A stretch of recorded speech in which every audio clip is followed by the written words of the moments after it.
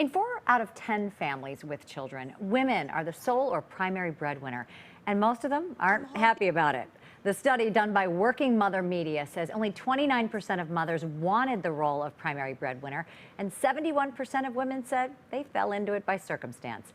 Clinical psychologist Dr. Elizabeth Lombardo is the author of a book called A Happy You, and says she has the prescription for breadwinning moms to balance the happiness at home and at work. And it's the challenge. You always feel like if you're a working mom, I'm not good enough at work, I'm not good enough at home. And Right. You say, own it, be proud of yourself for everything that you do. Totally. You can focus on what isn't going right, or you can focus on what is going right. The fact that you have a job, the fact that you're able to help the family financially and at home, that's beautiful. Pat yourself on the back. It's a state of mind, though, isn't it? Yes. And a lot of times it's reflected in the way other people look at you, because other moms who are at home sometimes don't really understand. They don't understand, but here's the thing. No one can make you feel inferior without your consent. So regardless of what they're saying, it only hurts if you internalize it. This is why it's an internal job for you. Own it, be proud of it. Everything's going to change. And one of the other things I think as a working mom that I really appreciate is when I'm home with them. And that's what you say is so important.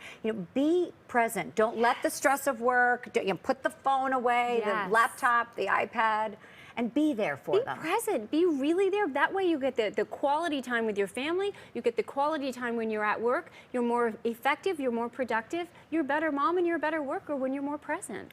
And you also talk about this idea of finding purpose in your work. So I think if the career is something that really brings you joy, then sometimes maybe it's easier to reconcile. Absolutely, absolutely. And even if it's a career that you didn't necessarily choose, or the fact that you're working outside the home and didn't necessarily want to, find your meaning, find your purpose. Anyone can do that. Figure out what your values are. Figure out what contribution you are making that will so help reduce your stress and increase your happiness. Now here's the one that always gets me. You say, take time for you. And you're like, are you kidding? I got the job, I have the kids. Right, How do you take time out for yourself? Put your oxygen mask on first. You're no good if you're passed out. And it's not a luxury, it's a necessity. You want to be a great mother, you want to be a great spouse, you want to be a great worker. In order to be great, you have to take time for yourself. Right, you have to take that breather and you have to Absolutely. feel good about it. Even if it's 5 minutes of deep breathing, doing something for yourself.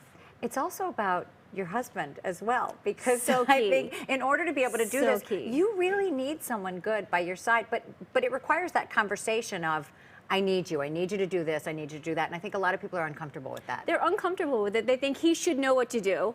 He doesn't. Trust me, he doesn't. And then they get to the point where they're so frustrated that it comes out as nagging or yelling. Sure. Take time out when you both have some time, just the two of you, when stress is down. Have a conversation. What can we do to figure out what's best for our family and our house? And I think part of that is getting rid of this idea that you have to be perfect. And that is very challenging for women. If you're going to delegate some of those responsibilities, you can't criticize the way that they were done. Absolutely. And that is key, because when you criticize, he will stop doing it immediately. The dishwasher does not have to be loaded perfectly. The shirts don't have to be folded perfectly. If they're clean, that's great. And then also, I think if you get your kids involved, it helps.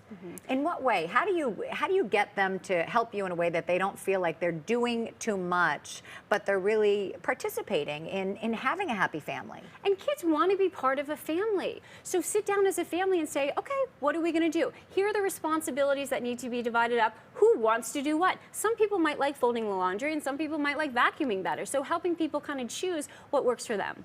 And that's a discussion. It's not about sort of micromanaging the home. I mean, that's sort of one of the pitfalls I think that women fall into. Yeah, again, it doesn't have to be perfect. Do you see a lot of people coming into your office trying to get help for this, saying, I'm trying to do it all, and now guess what? I'm burned out. Yes. And that's the thing, you don't want to get all the way there. That's why having a conversation with your husband is so important. The other thing that's really important is he might be doing things that you're missing. So one of the things I frequently ask my women to do is watch your husband and write down every positive thing that he does. And a lot of times what happens is we start to realize, you know what? He's doing a lot more than I realized. Right. Yeah. And that's a great thing anyway, and those positive affirmations, because if you're writing them down, then you can express to him the gratitude, and I think that builds a happy relationship. Absolutely, absolutely, yeah. Thank you so much. Some great tips, really and truly. The book is called A Happy You, Your Ultimate Prescription for Happiness, and it is available